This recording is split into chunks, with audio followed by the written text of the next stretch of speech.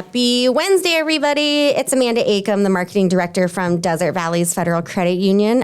We're here today with a special episode, but before we dive in, I'm going to remind you, please hit that subscribe button, drop a comment to join the conversation, or just share this video if you find it interesting, or just say hi. You know, I mean, I'm a person. We'll do our best to keep it interesting. Oh, I hope so. I definitely want to bring up Whiskey Flats because that's like the one thing I pulled from EOC that I remember about you. Absolutely. Absolutely. So today, thank you for being here. Thank Supervisor Phillip Peters is on the show. So Yep, I appreciate you having me. I'm excited. I know. This is our little like nook of the world. Right. Before we dive into, I guess, the super hard questions, my first hard question is, who are you? What do you do? And what's a fun fact about yourself? Ooh. Well, again, Phillip Peters, County Supervisor. So, I'll just kind of tell you a little bit about myself to start off with. So my background is mainly oil and ag. Okay. So I grew up working on a cattle ranch, working in the oil fields. Okay. That's what me and my brothers all did. And kind of went from there, got into the production side of oil, worked in that for a long time before I just didn't like the way things were going, started getting politically involved, and The way of the world. yeah, just had enough of the way things are going in California. So I decided to start volunteering, and then got asked about running for office, and I said, "You're crazy. I'm never running for office." And lo and behold, I said that about a week ago with Councilman Blades on here. So right, you'd be good. Why are you guys all doing this? Right, we need help. But so it was kind of a different little way of getting into it. Nothing I had ever really planned to do, but I'm very honored to be here now and in this role. And so I previously was on the Kern High School Board of Trustees, which is the first thing that I ran for. Okay. Which is about 40,000 students. It's the biggest non-unified school district in California. That's wild. Yeah, it's huge. Huge. A lot of people don't realize that, 26 campuses, I think. I mean, just giant. Yeah, I guess you don't actually, once you say the number, I'm like, wait a minute here. Right. Doing the numbers in my mind. It's crazy. Okay. But so I wanted to get involved a little bit more at the county level, and I had thought about running for supervisor at some point, and I really just wanted to get involved and see how I could help there. And so I talked to Mick Gleason, the former first district supervisor, and said, "Hey, is there something I can do to help out? You have a spot for somebody that wants to come and do something for the county?" And he took a chance and hired me, and awesome. straight out of the oil fields, and went to work for him and learned all the ropes. And then finally, it was kind of getting close to the time he was deciding to retire, and I finally just said, "You know what? I'm just going to do it and just go for it." And my wife Brittany supported me, my son Michael, and we just kind of made up our mind and threw my hat in the ring, and we pulled it off. So, man, my poor husband, if I ever was like, "Hey, I'm going to go for council," he's going to be like, "You're crazy." Right. My wife said the same thing. So it takes some getting used to, for sure. Well, I'm so glad you did, and so glad you're here today. I appreciate it. Yes. And then a fun fact, growing up, again, on a ranch and stuff, we did some rodeos, and I just rope a lot, and ridden a couple bucking horses. And I keep hoping they bring back, is it mutton busting here for my son? Well, I actually just went to a mutton busting for my friend's boy last weekend. Really? Yeah, I just want my son to try it. I think it's a lot of fun. He's watched it a few times, and he gets a little nervous. He's definitely not like me in that sense. Right. And he's like, "But I could get hurt." And I was like, "Rub some dirt on it." Right, yeah. You'll be fine. You'll be fine. But no, that's awesome. Yeah, it's pretty cool. In fact, my brother, he's a up-and-coming country music singer, and he's traveling all over the place, playing shows and stuff, and he just released a song last week called Buckles and Broken Hearts. And part of the music video from that is a picture of him mutton busting with me when we were probably 6 or 7, so that was kind of cool. I'll make sure to link to that music video, you guys, in this post. Yeah, you got to check it out. There we go. Absolutely. So it's nice to know that you are regular, like one of all of us. I appreciate it. I know. When I was talking to a few people, they're like, "You're interviewing Supervisor Peters?" And I was like, should I be more nervous about this? Like, he doesn't seem scary. I was like, he seems normal. You're right. Do I need to go get formal for this? Yeah, exactly. Not me. So perfect. I'm so glad. Well, we're just going to dive right on in then. Sounds great. You started talking a little bit about your role with Supervisor Gleason. Right. And before we get too far in, is it 1st District Kern County Supervisor? That's it. Okay, perfect.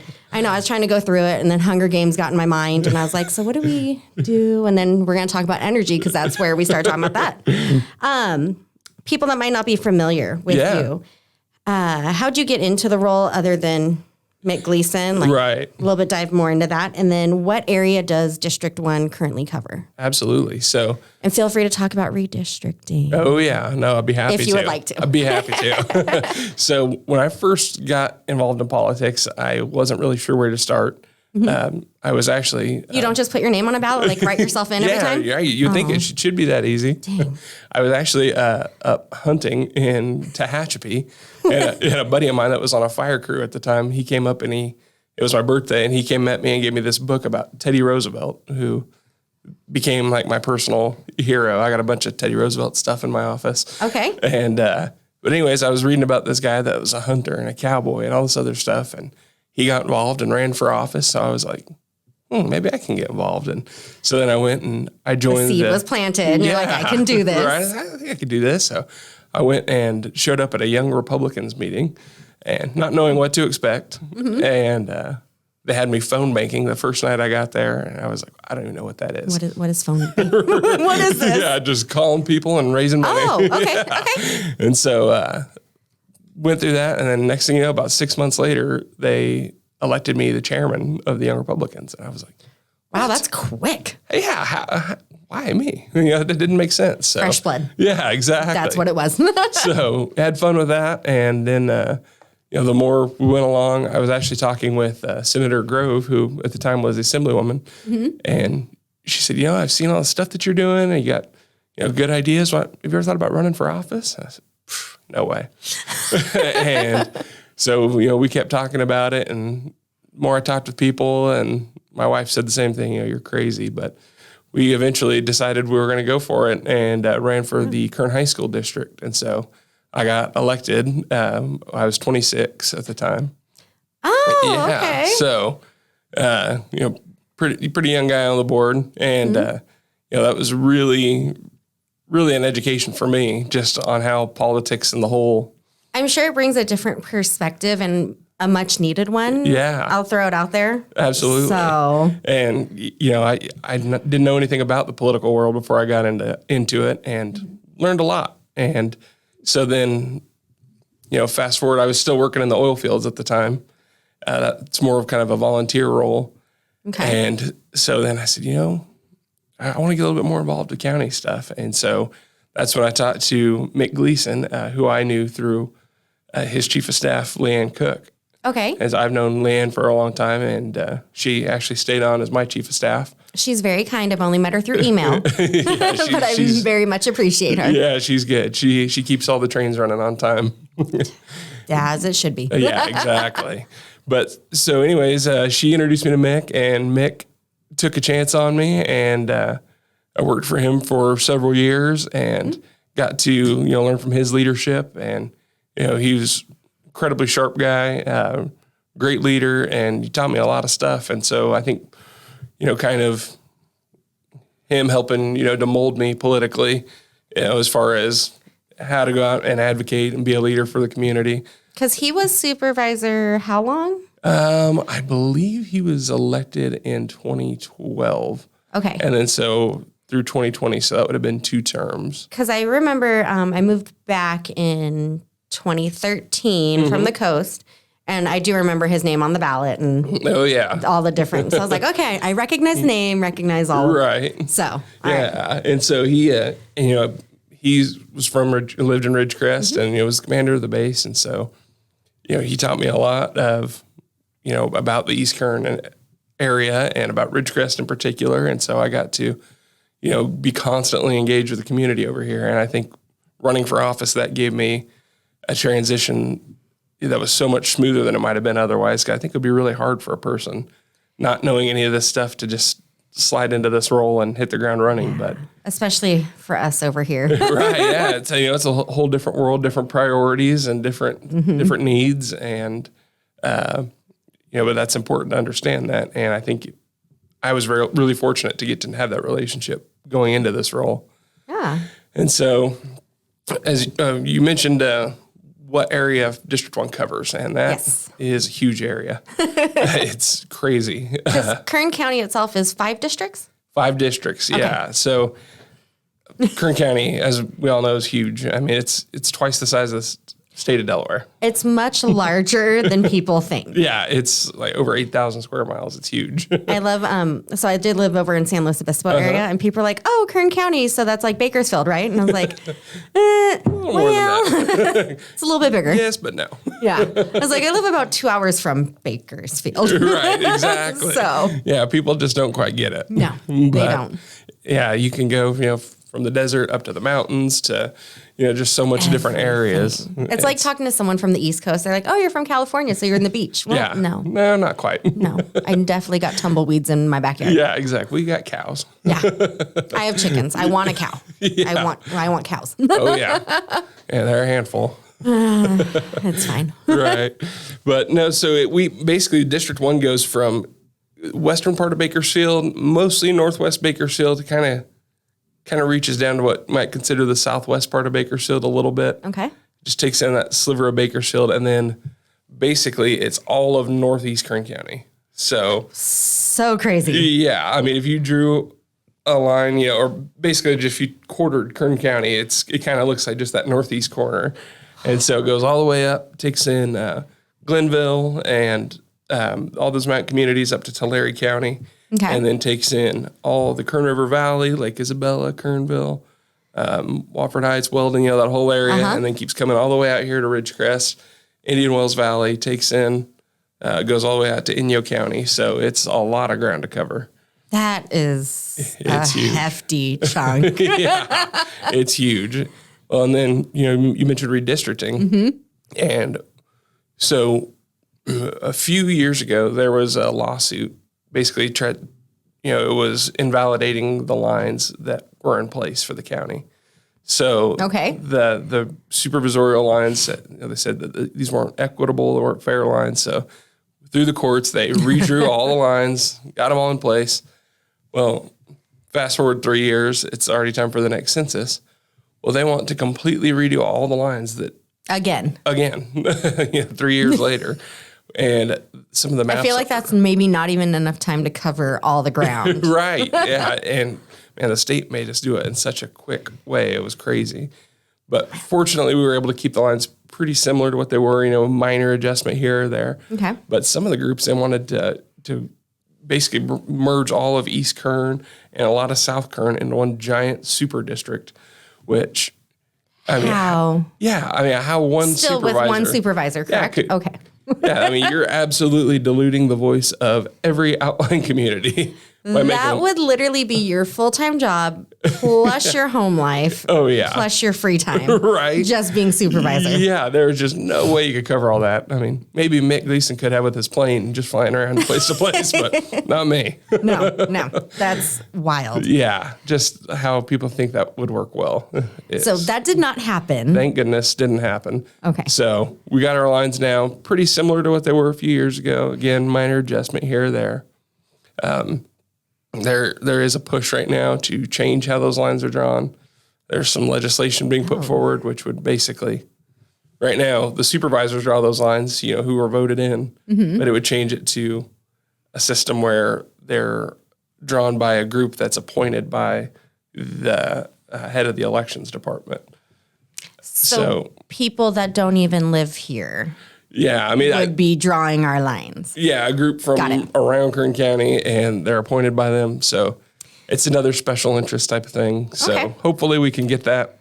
So for people to tune in and learn more about that, check into the Board of Supervisor meeting? Absolutely. Okay. And so that bill is actually called AB 2494. Okay. And that was just introduced recently. So hopefully that gets defeated, but we'll see. Wow. Yeah, so there's something new every day going on, and the state of California, it's just, we're constantly pulling our hair out. They're coming after Kern County. Everything. Every day. All the time. Yeah. So It's like, come on, leave us alone. Right. Let us have a day to breathe. Right. Yeah, exactly. Come on. We're just trying to do our I just thing. want to take a weekend. Exactly. Right. Yeah, just let us be. No. Go pick on someone else. Nope. So let's talk more about Kern County and East Kern. Absolutely. Let's talk about that. A fun little thing that Eric and I, when I was talking with him, especially after, I was like, "Ooh, do I need to actually be my like professional Amanda for this?" And he was like, "No, just be you." And I'm like, "Okay, cool." Right. Absolutely. He referred to it as the breadbasket Oh yeah. of the state for the energy resources. Can we talk about that? Yeah, I'd love to. Awesome. So, oil plays a huge role in Kern County, and it's not as in focus in East Kern as it is in West Kern, certainly, just because that's where most of the drilling happens. Right. But I used to love being a kid, seeing all of them go. Yeah, the pump jacks out there. It's a blast. Loved it.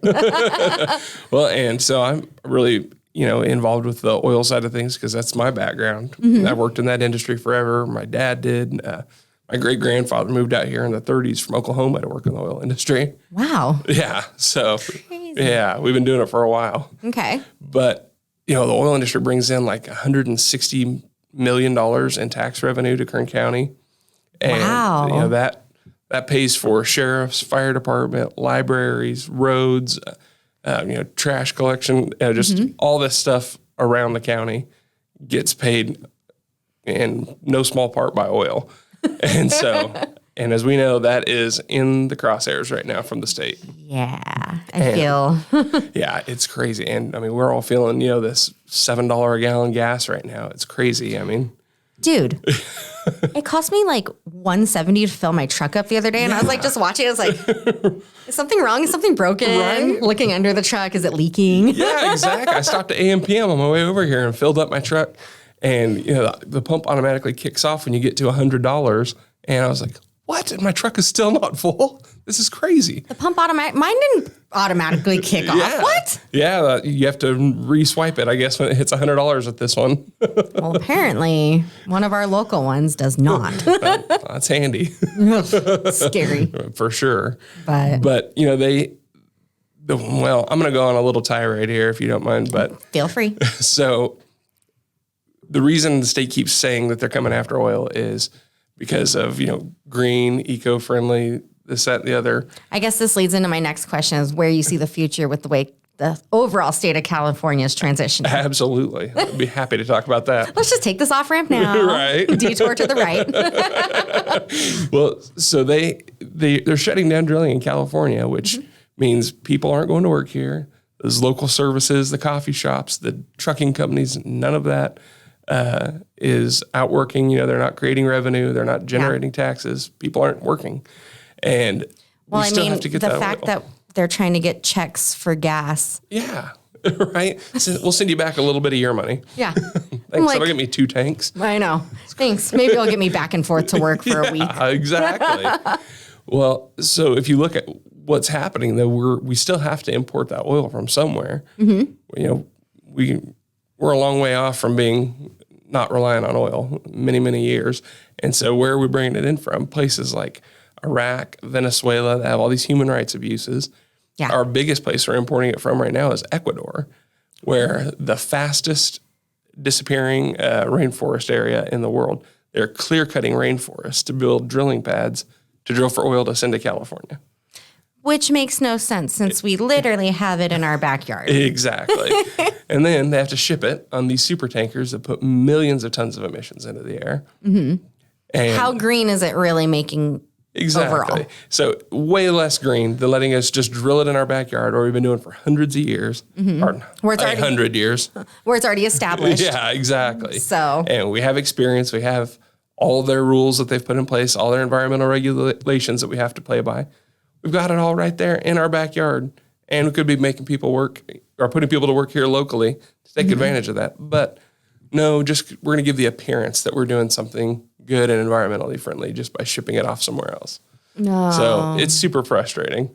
Let's just put it behind the curtain. Yeah, exactly. Yeah, look at this one little nice thing we did over here. Look over here at the shiny. Yeah, exactly. It's like the penguins of Madagascar. Just smile and wave, boys. Right. Smile and wave. Exactly. So that leads us into what California is trying to do with energy. And, they are trying to be more eco-friendly and all that. So what they want to achieve has to be partnered with Kern County. And that would be like the solar and wind? The solar, the wind, carbon capture. I mean, we even have geothermal here right up the road, from COSO. COSO, yep. Their priorities is for the state is to reduce emissions and carbon levels by 2050. I forget what the exact number is that they're trying to hit. So crazy. Yeah, and Kern County does a great job with that. We've built, in the last 15 years, we've had $60 billion in private investment in solar. Wow. Yeah, $60 billion. We've had That's insane. 20,000 megawatts of solar projects in the last 15 years. And that includes like on the way out to Mojave. Yeah, exactly. All the fields of solar that you see. Absolutely. Okay. So huge investment has been brought into Kern County from that. In fact, LA Times had an article probably a couple months ago talking about how they've gone green and they're almost completely renewable energy. And, yay, go us, LA. And all the pictures they showed of their projects were all in Kern County. But really? Of course, the article didn't mention that. Wow. So, like you said, we're the energy breadbasket. I'm going to have to Google that. Oh, yeah, it's hilarious.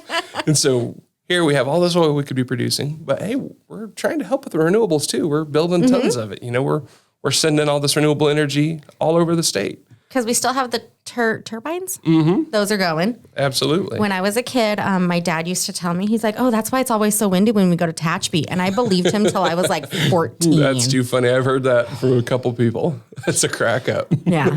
I'm probably going to do it with my son too. Don't worry about it. Absolutely. Got to. We're actually going to be going on the first to a Condors game. So Oh, nice. That'll be fun. So I was surprised we didn't see the mayor, Eric Bruin, at the Condors game the other night for Star Wars night. Oh, I know.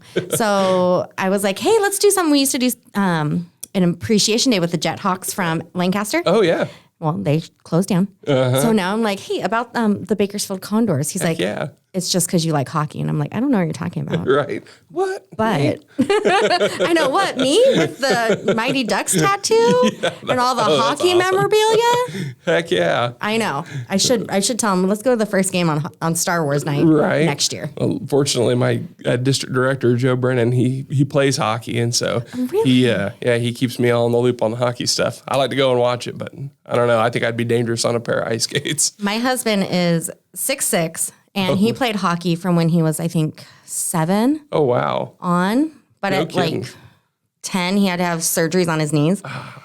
And our son wants to play. Well, it's either Bakersfield or Victorville. Right. And we're local. Yeah. But he's dead set on it. Oh, He's that's 5. fun. He's turning 5. That's awesome. I know. So maybe I'll be over in that neck of the woods for a while. Absolutely. Oh, man. So, another little part of that, though, to go back to the green energy thing is right now we're working on carbon capture, which is a huge goal for the state, getting carbon levels down, carbon emissions. We vaguely touched on that when I had Councilman Blades on. Yeah. When we were talking about SB 1393. Thank you. As I say, 1383. 1383. Yeah. So many numbers.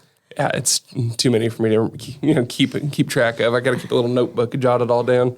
A little notebook? Yeah, exactly.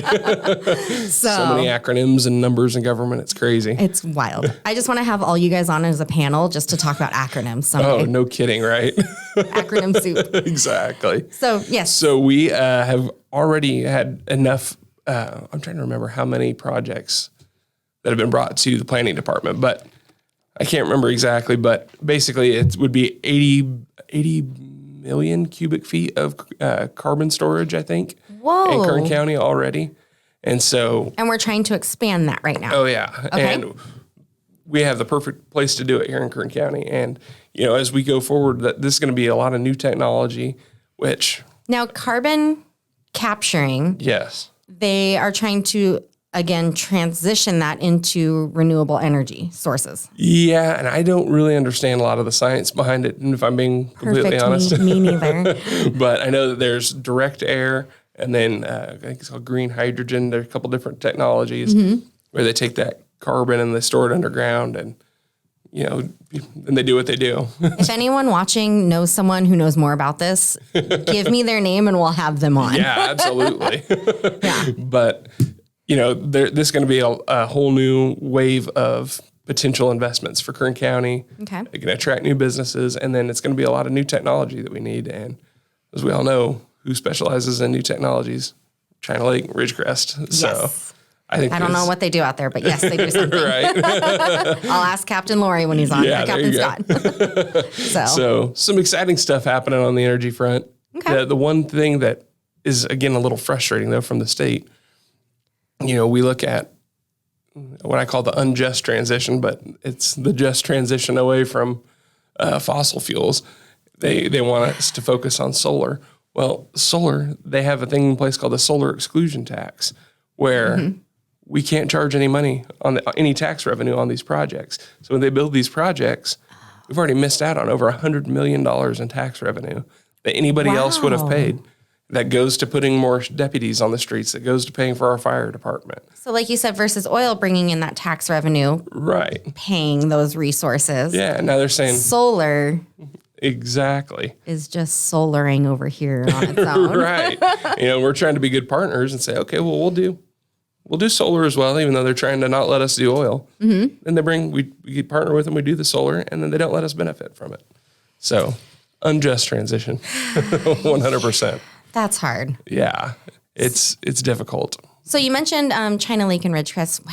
Or China Lake with the technology. How could you see Ridgecrest, as well as the base, playing a supporting role in where we're going? Yeah, that's one thing that I think, in talking with Lorelei Ovia, who's our planning director. Okay. She lives over in East Kern over here, and she is constantly looking for new ways for the county to attract businesses. And she's constantly looking at new projects, whether it's carbon capture, whether it's solar, whether it's, attracting aerospace companies out here, or what we can do to incentivize companies.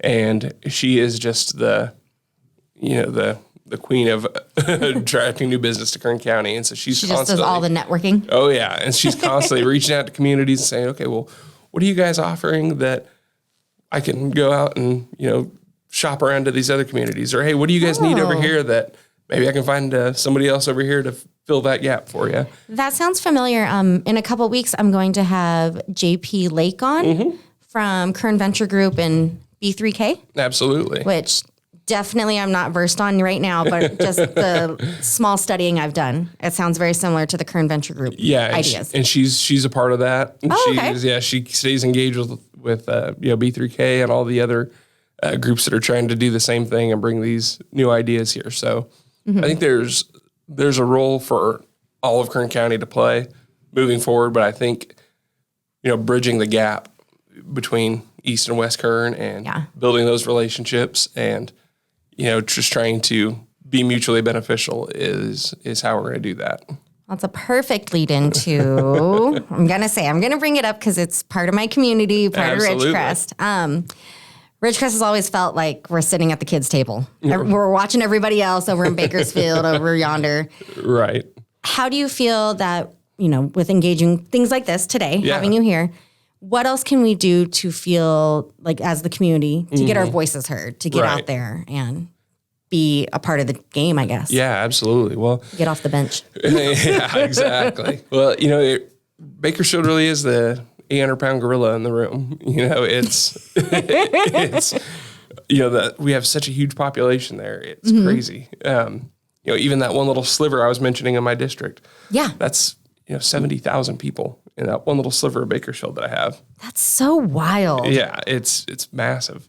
And so, that's why realistically all the supervisors have a little piece of Bakersfield just to balance the population between all of. Because I feel like if one supervisor had Bakersfield alone, it would just be its own district. Yeah, that would be actually legally one supervisor couldn't, because it would be like 3 times the amount you could even legally have in one district. Stop it. Yeah, it's crazy. Wow. I don't know. Even like now, it doesn't seem like when I think of Bakersfield, it doesn't seem like that. But in like the grand scheme of things, it's giant. Absolutely. So I think there's just in Metro Bakersfield, there's like close to 400,000 people. Crazy. Yeah, it's nuts.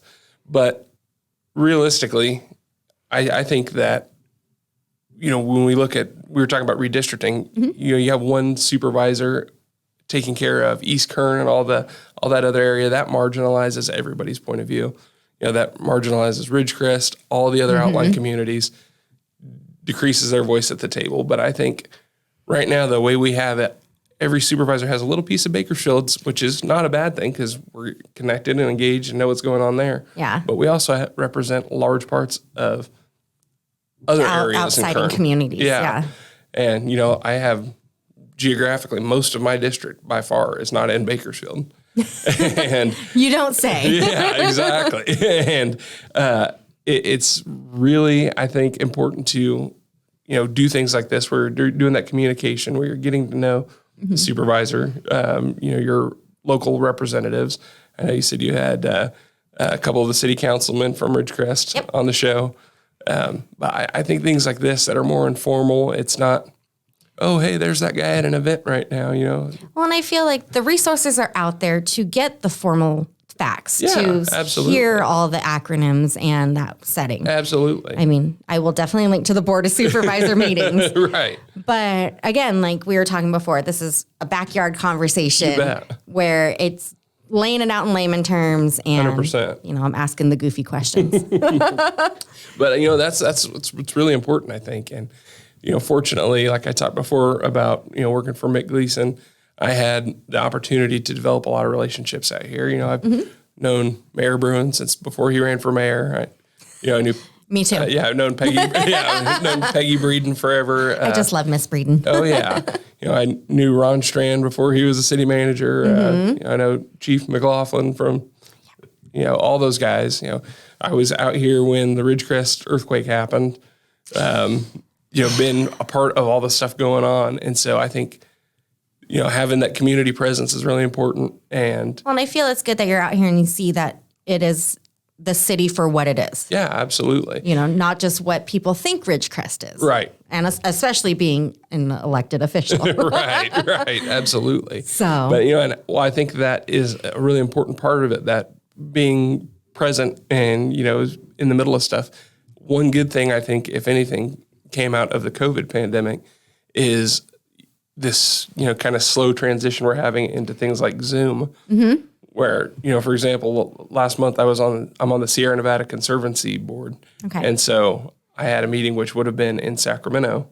And then I also had a meeting that afternoon, which would have been in Tehachapi for the East Kern Air Pollution Control District. And you were able to be at both. I can be at both. And I could sit there and talk with them and find out the issues and share Kern County's point of view and stand up for Kern County.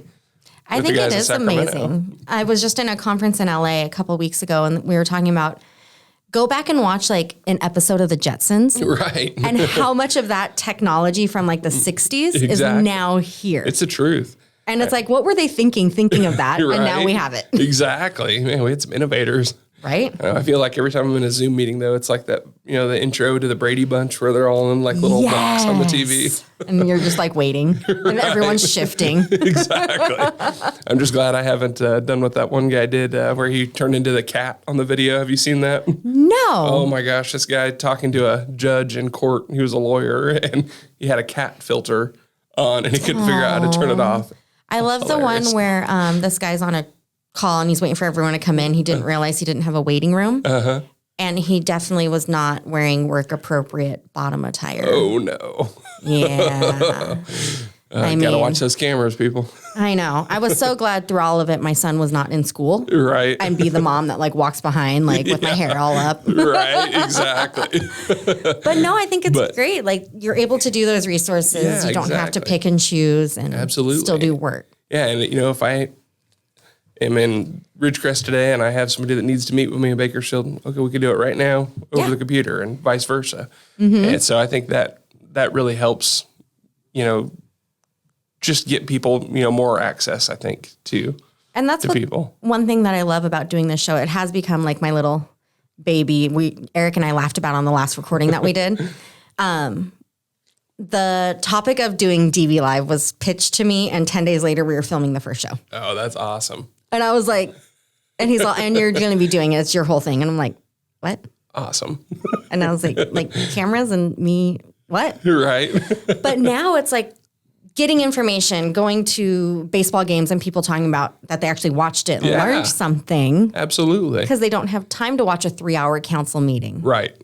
Yeah, there's so much going on. It's crazy. I mean, to keep on top of everything, which I'll say is another way that I think we keep, Ridgecrest and other communities outside of Bakersfield engaged. The CAO for the county, Ryan Alsop, as well as our new public information officer, Allie Soper, have done a really good job of, they started this series called Around Kern County. Well, they go and they showcase things that are happening all over the county, not just in Bakersfield. Oh. And they put out videos and try and get people engaged. We're connecting everybody over Facebook. And then after every Board of Supervisors meeting, she puts out a little one-sheet brief about everything that happened. I am definitely going to have to check that out. Oh, yeah. That's right up my alley. Oh, yeah. You can subscribe to it, and it'll blast it out, and it just gives you, the quick hits. And it's called Around Kern County. Yeah. Okay. And so just doing little things like that, I think, are hugely important. Shows like this where people stay, engaged and they communicate and, show the other side of things, the other side of people. Yeah. I think it's hugely important. I think that's really cool. Well, I appreciate you being here today. Oh, I'm very excited to be here. I appreciate it. It's been a great show. I am going to bring up Whiskey Flats. Oh, yeah. And the horse. Oh, yeah. This is literally like the first introduction we had. That's too funny. So what exactly happened up there? It was funny because I was asked to go up for the parade. And so normally I would have just taken my horse up there. Well, we sold all our cows recently. Don't have my horse anymore, so I'm kind of between horses. So I called my friend Chris. I said, "Hey, Chris, can I borrow a horse?" Seems like it'd really save on gas, though. I'm gonna have to go get one now. I think I'm gonna be riding around town. My truck's too expensive to drive. There you go. But so I called my friend Chris and I said, "Hey, can I borrow your horse, Preacher, this weekend?" And he said, "Yeah, no problem, bud." And I said, "Well, we're gonna take it up to Whiskey Flats for parade." Okay. Well, all right, sounds good. So we take it up there, and I get ready to get on, and he said, "Well, he's been pretty cold backed lately, so liking to buck in the morning. Oh, so you might want to ride him around a little bit first." Okay. I said, "Has he ever been around like big crowds or parade or anything like that?" And this is literally right before the parade. Oh yeah, we're in the parking lot. Okay. And he said, "No, I don't think so." Awesome. So I said, "Well, one of two things are going to happen: either everything's going to go smooth and it's going to be a fun little thing where I ride my horse through the parade, or I'm going to be YouTube famous tomorrow because either way, getting bucked off in the middle of this parade." So, the one thing you're viral for. Yeah, exactly. So fortunately, it was all good. He didn't do any weird little dance, take off, nothing. He did get a little scared by the announcer's booth, but he hung in there. Nope. Yeah, no, Chris has got him trained up just right, and Preacher, he's a good horse. Nope. Last time I was on a horse, I think I was 8. And ever since then, I highly respect those animals. Oh, man. They're fun. So. Yeah, I actually, if you ever come into my office in Bakersfield, I have a picture up on my desk of the last time I was riding a bucking horse. And that was the year that I ran for office for the Kern High School District. Oh, geez. And it was at the Midnight Pewit Memorial Rodeo up in Glenville. I keep waiting for my son to be like, "Mama, I want to be a cowboy." And I'm like, "You do you." Right. As long as I don't have to be out there. Exactly. One of my closest friends, she raises horses and trains horses and does all the horse things. Oh, yeah. And her horse, Zippo, he's just a beast. And I love him, so kind. She's like, "Do you want to try?" And I'm like, "Nope." I'm good. Ever since my son's been I think 2. Right. He's known that horse. Oh, that's awesome. So I'm like, "You do your thing." Yeah, my wife, she had never really been around horses, but when we first got together and, started dating, I bought her a horse named Tennessee. Oh. And I think that's the only reason we ended up getting married, because she absolutely loved that horse. She's like, "I got to keep the horse." Yeah, exactly. Yep. That was like my husband after we got married this year. He's like, "So I got you some chickens." And I was like, "Oh, so you want this marriage to work?" Huh? Right. That's too funny.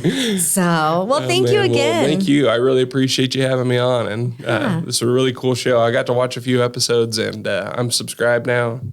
There we go. Yeah, people subscribe. So I am going to let you get out of here. You're going to the Respect for Law Enforcement? Respect for Law Enforcement dinner tonight. Yes, ma'am. I hope you have fun. I appreciate it. With Mayor Bruin in his penguin suit. Oh, yeah. Man, you can't have a bad time with Mayor Bruin. He's a ball energy, that guy. You never know what's going to happen. That's a fact.